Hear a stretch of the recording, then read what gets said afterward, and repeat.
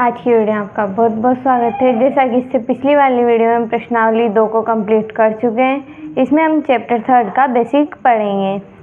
तो पहले जो हमारा चैप्टर 3 है उसका नाम है आव्यूह मैट्रिक्स। आव्यूह क्या होता है? आव्यूह संख्याओं या फलनों का एक आयताकार क्रम विन्यास होता है। ये अपने पास एक आव्यूह है जिसमें जो ये आड़ी लाइनें होती है इन्हें हम पंक्ति या रो बोलते हैं, और जो खड़ी लाइन होती है ये अपने पास स्तंभ या फिर कॉलम होती है। अगला है अपने पास आव्यूह की कोटि। आव्यूह की कोटि जो m पंक्तियों, जितनी अपने पास पंक्तियां होती हैं उनकी संख्या m, और n स्तंभों वाले जितने अपने पास स्तंभ है उनकी संख्या अपन ने n मान ली। आव्यूह की कोटि m क्रॉस n होती है। m क्रॉस n इसका मतलब ये हुआ कि जितने अपने पास पंक्तियां हैं उनकी संख्या क्रॉस n, जितने अपने पास स्तंभ है उनकी संख्या। किसी भी m क्रॉस n आव्यूह का आयताकार क्रम विन्यास अपन निम्न तरीके से लिख सकते हैं। जो अपने पास पहला अवयव होता है उसे अपन 1 1 से लिखेंगे। यहाँ अपने पास आगे वाली संख्या पंक्तियों की संख्या और पीछे वाली संख्या कॉलम की संख्या होती है। तो ये अपने पास है A11, ये A12 पहली पंक्ति और दूसरा स्तंभ, तो A12 पहली पंक्ति तीसरा स्तंभ, तो A13, और इस तरीके से अपन A1n तक चलेंगे क्योंकि ये पहली पंक्ति और ny स्तंभ है। और जो हमारे पास दूसरी पंक्ति है उसका पहले स्तंभ का पहला अवयव अपन A21 से लिखेंगे। दूसरी पंक्ति का दूसरा अवयव है तो A22 से लिखेंगे। दूसरी पंक्ति और तीसरा स्तंभ है तो ये अपने पास A23 से। तो ये हमारे पास जो दूसरी पंक्ति है ये nवें स्तंभ तक चल रही है तो A2n से लिखेंगे। इसी तरीके से जो हमारी पंक्तियां हैं वो अपन ने m मानी है तो mवीं पंक्ति का पहला स्तंभ उसका पहला अवयव है तो AM1, mवीं पंक्ति और दूसरा स्तंभ तो AM2, दूसरी mवीं पंक्ति और तीसरा स्तंभ तो AM3। तो इस तरीके से ये हमारे पास जा रहा है AMn तक। इसकी जो कोटि है अपने पास वो है m क्रॉस n। इसे निम्न प्रकार से भी अपन व्यक्त कर सकते हैं कि जो A है वो अपने पास Aij होगा जिसकी कोटि अपने पास m क्रॉस n। इसमें जो I है वो 1 से बड़ा या उसके बराबर है और m से छोटा या उसके बराबर है, और जो J है ये अपने पास 1 से बड़ा या उसके बराबर है और n से छोटा या उसके बराबर है। यहाँ पे Aij iवीं पंक्ति और jवें स्तंभ में आने वाला अवयव होगा। जो अपने पास किसी भी जो अवयव होगा m क्रॉस n कोटि का, उस अवयव में m इंटू n अवयवों की संख्या होगी। अपने पास जितनी पंक्तियां हैं और जितने स्तंभ हैं उन दोनों का अपन गुणा कर देंगे तो अपने पास उसके अवयवों की संख्या आ जाएगी। एक क्वेश्चन है कि यदि किसी अवयव में 24 अवयव है तो इसकी संभव कोटियां अपन को ज्ञात करनी है। तो ये अपने पास 1 क्रॉस 24 भी हो सकती है, 2 क्रॉस 24 भी हो सकती है। अगर अपन इन दोनों को गुणा करेंगे अपने पास जो आएगा वो 24 ही आएगा, तो उसमें अवयव में अवयवों की संख्या तो 24 होगी। 3 क्रॉस 8 भी हो सकता है, 4 क्रॉस 6 भी हो सकता है, इसी तरीके से 24 क्रॉस 1 भी हो सकता है, 12 क्रॉस 2 भी हो सकता है, और 8 क्रॉस 3 और 6 क्रॉस 4। ये अपने पास 24 अवयव वाले इस जो अवयव है उसकी संभव कोटियां होगी। अवयवों के प्रकार। अवयव एक पहला अपने पास है स्तंभ अवयव। स्तंभ अवयव वो अवयव होगा जिसमें एक ही स्तंभ हो, स्तंभ अवयव कहलाता है। एग्जाम्पल है अपने पास एक जिसमें 1, 2 और 3 अवयव है। इसकी कोटि अपने पास है 3 क्रॉस 1। जो इसका जनरल फॉर्मूला होगा ये अपने पास है A बराबर Aij और m क्रॉस 1। m यहाँ पे अपने पास पंक्तियों की संख्या है। अगला है अपने पास पंक्ति आव्यूह। ये ऐसा आव्यूह है जिसमें एक ही पंक्ति होती है, पंक्ति आव्यूह कहलाता है। तो इसका एग्जाम्पल अपन लेंगे। a बराबर है अपने पास 1 2 3 4। इसमें एक ही पंक्ति है। जो इसकी जनरल फॉर्मूला है वो अपने पास है aij और 1 क्रॉस n। अगला है अपने पास वर्ग आव्यूह। ये ऐसा आव्यूह है जिसमें m बराबर होगा n के, मतलब जो अपने पास स्तंभों की संख्या है पंक्तियों की संख्या के बराबर होगी। जो स्तंभ है वो अपने पास पंक्तियों की संख्या के बराबर होगी। तो a बराबर आया अपने पास aij जिसकी कोटि है m क्रॉस n। यहाँ पे m बराबर है n के, तो a एक स्क्वायर मैट्रिक्स होगी। इसमें a बराबर है aij जहाँ पे इसकी कोटि है m क्रॉस m। अगला एक नोट पॉइंट है, अगर a बराबर aij और n क्रॉस n है तो जो a11 a22 a33 और an आव्यूह के विकर्ण अवयव कहलाते हैं। मतलब जो सेम जिसमें i बराबर होगा j के, वो वाले अवयव अपने पास विकर्ण अवयव कहलाएंगे। जैसे इसमें है ये a11 a22 और a33, इसकी कोटि है अपने पास 3 क्रॉस 3। ये एक वर्ग आव्यूह है जिसमें पंक्तियों की संख्या और स्तंभों की संख्या दोनों बराबर है। इसमें जो समान ऐसे अवयव जिनमें i बराबर होगा j के, इसमें i बराबर 1 है और j बराबर भी 1 है। तो a11 इसके विकर्ण अवयव कहलाएंगे। एक तो 1 1 3, ये अपने पास इसके विकर्ण अवयव है। दूसरा एग्जाम्पल है अपने पास इसका a11 a22 और a33। जो इसके विकर्ण अवयव है ये अपने पास है 1 2 और 3, ये इसके विकर्ण अवयव है। जो अपने पास है वो है नेक्स्ट विकर्ण आव्यूह।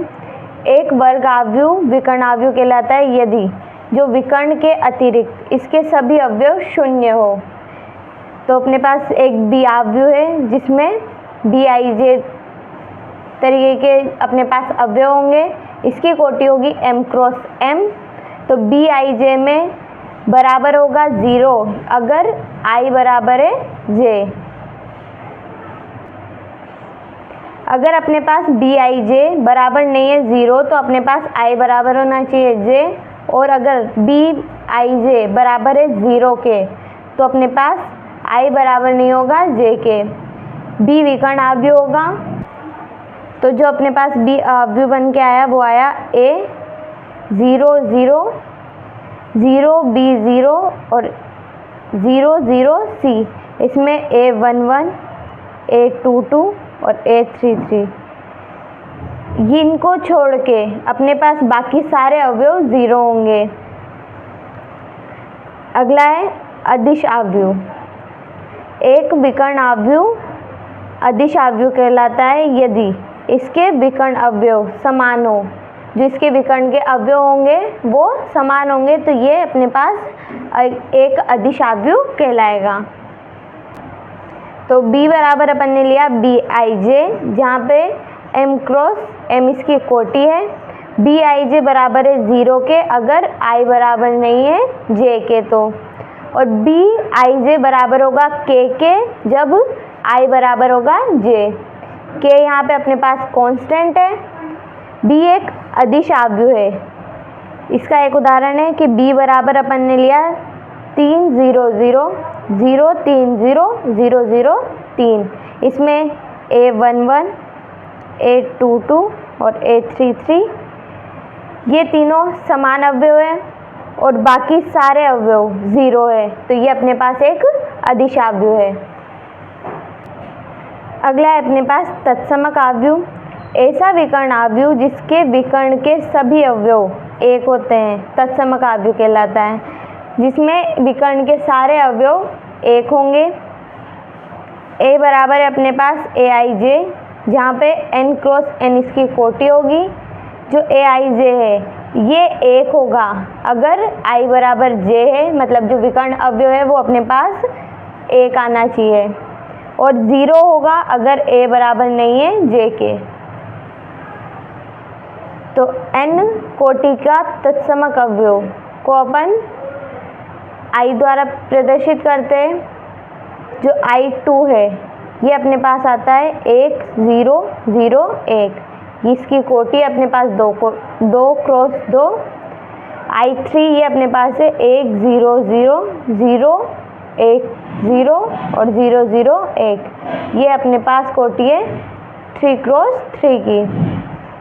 अगला है अपने पास शून्य आव्यूह, ऐसा आव्यूह जिसका प्रत्येक अवयव शून्य हो, शून्य आव्यूह कहलाता है। इसका उदाहरण, इसके अपने पास जनरल फॉर्म जो आती है वो आती है ए आई जे, और इसकी कोटि होगी अपने पास m क्रॉस n। ये अपने पास वर्ग आव्यूह नहीं होगा तो भी शून्य आव्यूह तो होगा, तो ए आई जे बराबर होगा 0 आई एन जे। i और j के सभी मानों के लिए अपने पास ए आई जे 0 होगा। इसका उदाहरण अपने पास ये है कि 3 क्रॉस 3 की एक ही अपन ने आव्यूह लिए है और इसके सारे अवयव अपने पास 0 है। एक उदाहरण इसका ये भी हो जाएगा 0 0 0 0 0 0। ये भी अपने पास 3 क्रॉस 2 की एक मैट्रिक्स है जिसके जो प्रत्येक अवयव ही अपने पास 0 है। आव्यूहों के गुणन की अक्रम विनिमेयता, अगर अपने पास a इंटू बी तथा b इंटू ए परिभाषित है तो यह आवश्यक नहीं है कि अपने पास a इंटू बी बराबर होगा b इंटू ए के। इसका मतलब ये है कि अगर अपने पास a और b का गुणनफल है और b और a का गुणनफल है तो ये अपने पास आवश्यक नहीं है कि जो उनके गुणनफल आएंगे वो दोनों बराबर होंगे। यदि दो आव्यूहों का गुणनफल शून्य आव्यूह प्राप्त हो रहा है तो ये आवश्यक नहीं है कि दोनों आव्यूहों में से एक आव्यूह शून्य आव्यूह हो, अर्थात दो अशून्य आव्यूहों का गुणनफल भी शून्य आव्यूह प्राप्त हो सकता है। आव्यूह पर संक्रियाएं, पहला है अपने पास योग संक्रियाएं। अगर अपने पास a आव्यूह है और b आव्यूह है तो इसकी कोटि अपने पास 3 क्रॉस 3 और इसकी कोटि है 3 क्रॉस 3। इन दोनों का अपने पास योग करने के लिए दोनों आव्यूहों का योग a प्लस b ये आएगा। जो पहला अवयव इसका है और इसका है दोनों को अपन जोड़ देंगे और इसके दूसरे अवयव को जोड़ देंगे, इसके तीसरे अवयव इसके तीसरे अवयव को जोड़ेंगे। तो इस तरीके से अपने पास a प्लस बी की जनरल फॉर्म बन के आएगी।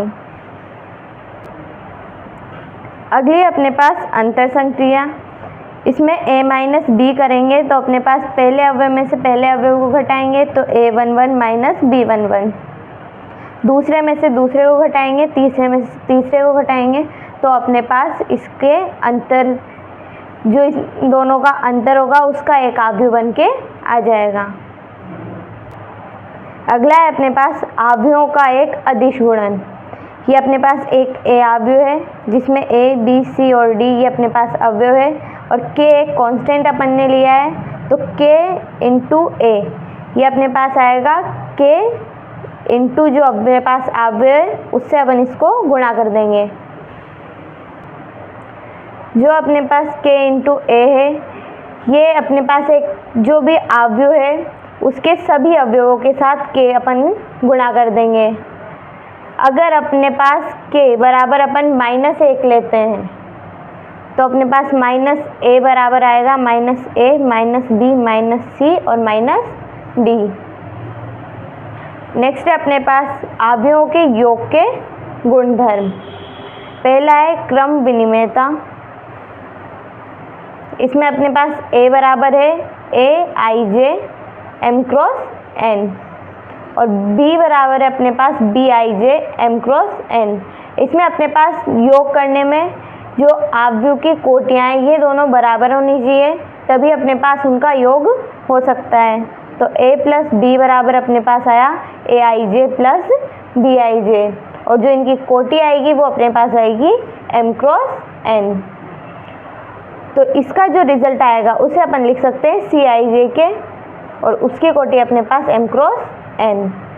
तो जब अपन b प्लस a करेंगे तो अपने पास आएगा bij प्लस aij, इसकी कोटि अपने पास m क्रॉस n, और जो अपने पास रिजल्ट आया वो आया cij, जिसकी कोटि अपने पास m cross n। a plus B और b प्लस a, इन दोनों का जो योग है, अगर अपन इनको आगे पीछे करके भी योग करते हैं, दोनों की संख्या को उलट करके भी योग करेंगे तो अपने पास जो योग है वो समान आएगा। नेक्स्ट है अपने पास सहचार्यता। सहचार्यता का मतलब ये है कि अपने पास जब अगर a प्लस बी प्लस सी करेंगे तो भी अपने पास वही मान आएगा कि जब अपन a प्लस बी और फिर प्लस सी करेंगे जब अपने पास मान आएगा। तत्समक का अस्तित्व। अवयवों के योग संक्रिया का तत्समक जो होता है वो अपने पास शून्य होता है। अवयवों के योग के लिए जो अपने पास तत्समक आता है वो अपने पास शून्य आता है। a बराबर है अपने पास aij कोष्ठक में, फिर m क्रॉस n। यहाँ पे m क्रॉस n का एक शून्य अवयव लेंगे तो अपने पास a प्लस 0 बराबर है अपने पास 0 प्लस a के, जो कि बराबर आएगा अपने पास a। अगला है अपने पास प्रतिलोम का अस्तित्व।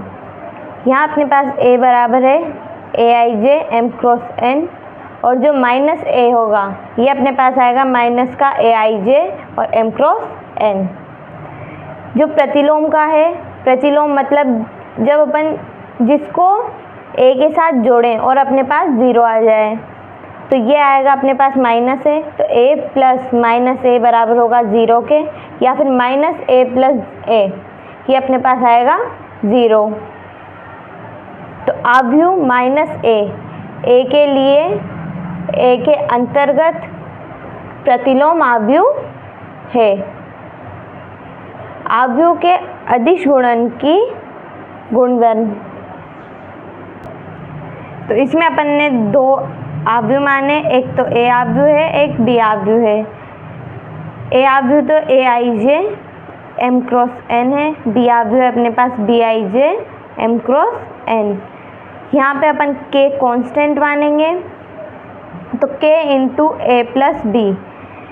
जब अपन इसको इस तरीके से करेंगे तो k इन दोनों अवयवों के साथ गुणा करने पर और फिर उनका योग करने के बराबर आएगा।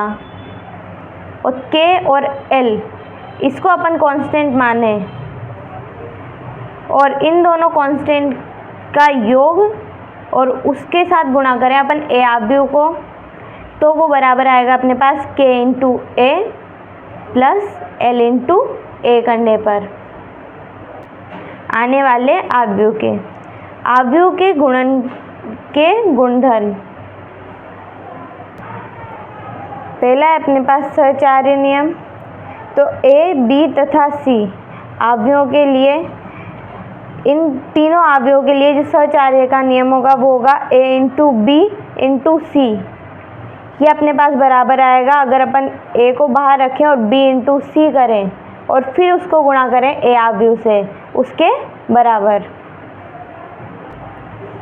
अगला है अपने पास विसरण नियम।